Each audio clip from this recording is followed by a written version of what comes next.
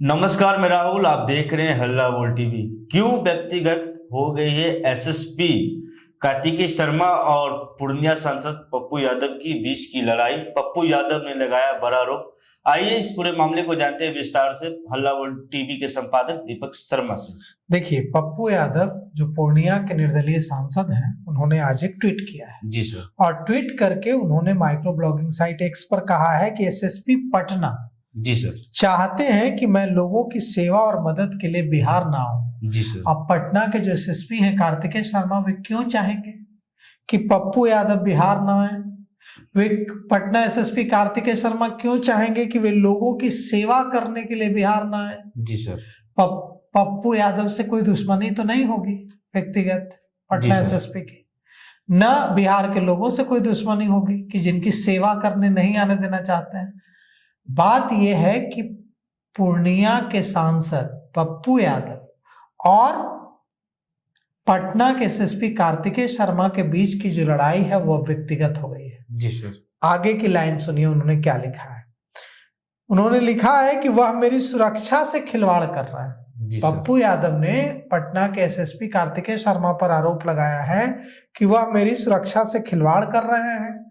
Y श्रेणी सुरक्षा के तहत बीएमपी जवान मेरी सुरक्षा में तैनात हैं, उन्हें फोन कर वापस बुलाया गया है। पप्पू यादव ने लिखा है कि वह यानी कि एसएसपी कार्तिकेय शर्मा मेरी सुरक्षा से खिलवाड़ कर रहे हैं।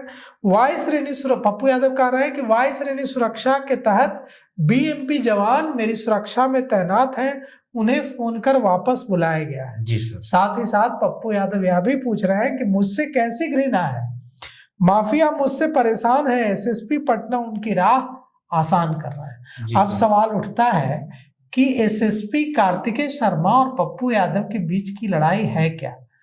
तो जब एसएसपी कार्तिकेय शर्मा पूर्णिया के एसपी थे, जी सर, उस समय पप्पू यादव ने कहा था कि उन्हें लॉरेंस बिश्नोई गैंग की ओर से धमकियां दी जा रही हैं। जी सर। लगातार उस समय कार्तिकेय शर्मा पूर्णिया के एसपी थे। उन्होंने जांच की, इन्वेस्टिगेशन किया और इन्वेस्टिगेशन करके कहा कि पप्पू यादव के ही लोगों ने पैसा देकर एक व्यक्ति से फोन करवाया। जी सर। कि फोन करो ताकि उन्हें और उस व्यक्ति को भी गिरफ्तार कर लिया गया। जी सर। इससे पप्पू यादव बहुत नाराज हुए थे। लड़ाई उसी समय से है, यानी ये मामला बहुत पुराना है सर। पुराना है। लेकिन क्या कोई पुलिस अधिकारी किसी सांसद की सुरक्षा खत्म करा सकता है? जी सर। ऐसा तो नहीं हो सकता है। तो अगर पप्पू यादव की सुरक्षा में जो लगे जो बीएमपी जवान हैं उन्हें वापस बुलाया जा रहा है, तो यह बहुत खतरनाक बात है। जी सर। और किसी पुलिस अधिकारी से तो यह उम्मीद नहीं की जाती है कि किसी एमपी की सुरक्षा, मेंबर ऑफ पार्लियामेंट की सुरक्षा में लगे जवानों को बुला लिया जाए। जी सर। तो बात सिर्फ एसएसपी से विवाद की नहीं है।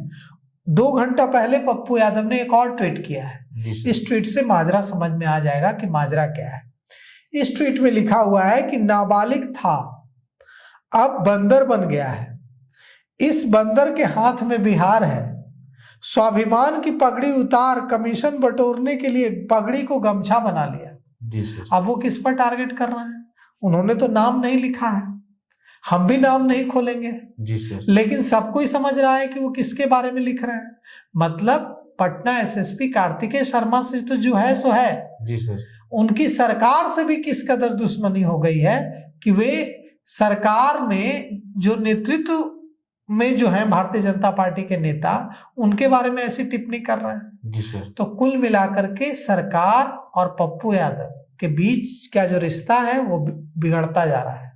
यह विपक्ष और पक्ष के बीच की लड़ाई नहीं हो रही है, ये कुछ ज्यादा तीखी लड़ाई हो रही है। जी सर। और पप्पू यादव ने कुछ दिनों पहले भी कहा था कि उनकी सुपारी दे दी गई है। उससे कुछ दिन पहले पप्पू यादव ने कहा था कि परिवार जो है शंभू गर्ल्स हॉस्टल कांड का, जो पीड़िता का, छात्रा का परिवार है, मृतका का, उसके परिवार के 7 करोड़ में सुपारी दे दी गई। पप्पू यादव कल रात भी लाइव आए थे और उन्होंने कई सारे खुलासे किए हैं। पप्पू यादव का खुलासा करने का दौर जारी है और इस बीच वे यह भी शिकायत कर रहे हैं कि उनकी सुरक्षा में लगे जवानों को बुलाया जा रहा है। जी सर। ताकि वो बिहार में घूम ना सके। अब वो मेंबर ऑफ पार्लियामेंट है, उनको इसकी शिकायत करनी चाहिए लोकसभा के स्पीकर से, जी सर। लोकसभा अध्यक्ष से करनी चाहिए, उनको इसकी शिकायत भारत सरकार के गृह मंत्री से करनी चाहिए, भारत सरकार से करनी चाहिए, संसदीय कार्य मंत्री से करनी चाहिए, जी सर। किरण रिजिजू से करनी चाहिए, तो मुख्यमंत्री नीतीश कुमार से करनी चाहिए। लेकिन सवाल उठता है कि अगर रिश्ते इतने तीखे हो गए, जी सर। क्या मेंबर ऑफ पार्लियामेंट की सुरक्षा से खिलवाड़ करने का, उसकी सुरक्षा में लगे जो पुलिस पर्सनल हैं उनको हटाने का जैसा काम कोई पुलिस अफसर कर सकता है?